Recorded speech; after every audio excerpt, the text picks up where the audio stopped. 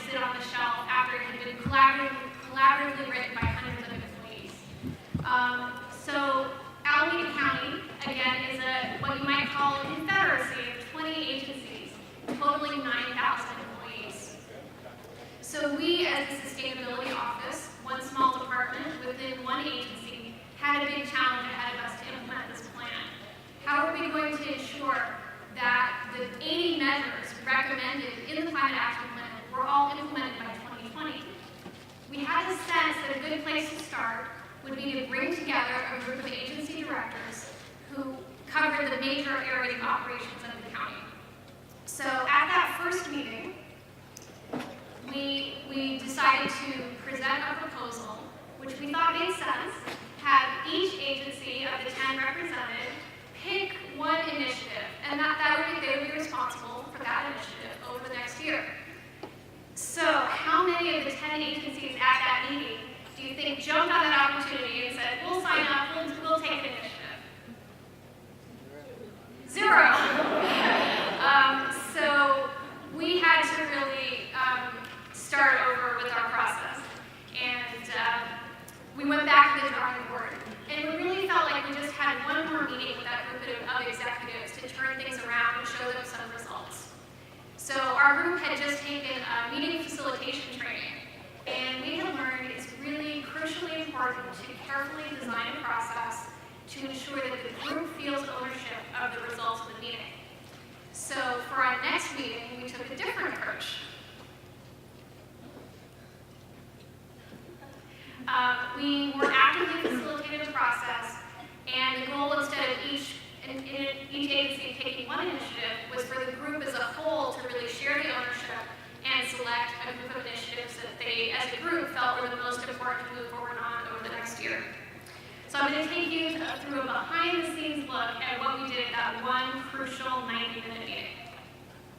We had 3 strategies. The first was to capture attention of the group. So as soon as they came in the room, they knew this was going to be a different kind of meeting. They couldn't just sit around the edges of the room. There were working tables. We used food and color to engage those visual learners. And then for those more kinesthetic type of folks who like to get up and move around, they had the opportunity to go to the front of the room and vote on initiatives. The second strategy was to clearly present the content. So the participants felt they had enough information that they felt confident about making a decision and going forward during that meeting. So one thing we did was we used one whole wall of the room to tell the story of the Climate Action Plan's development and how we were now in the implementation phase. And the other thing we did, you see here, we boiled down that really overwhelming number of 80 initiatives to 16 that it made sense for this group to focus on choosing from for the next year. The third strategy was to really engage the group, as I said, in creating the outcome of the meeting so that they would be committed to the implementation going forward. So in order to do that, the first thing was for them to know, well, what is the result expected from this meeting? So our county executive, our county administrator, opened the meeting by asking for that decision to be made. The goal of this meeting is to choose these initiatives.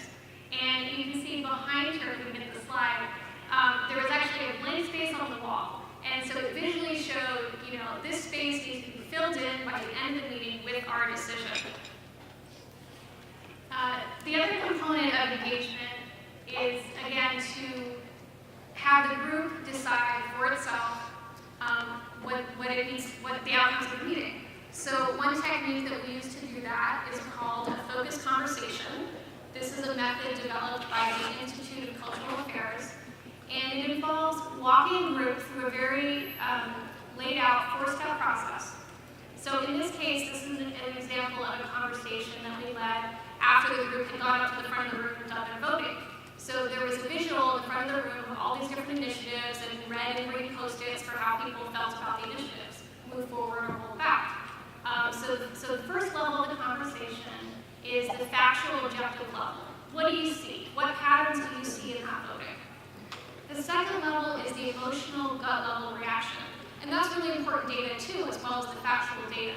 So what initiatives do you like? Where are you concerned? The third level is so what? are our top choices? How do they relate? What's missing? And the fourth level is the level that we had neglected a bit in our first meeting, which is making a decision. Now what? Which initiatives do we choose? So through that, the initiatives were selected, and we closed the meeting with a symbolic gesture. Each executive got a gold star, cut out of construction paper, with their agency's name on it, that they were asked to go up to the front of the room and put next to one of the initiatives that they would support and lead a team on. So the result of our, stepping out of our comfort zone and leading the meeting in a new way was a totally different result than the first one. Instead of 0 initiatives, now we had 7. They all had sponsors.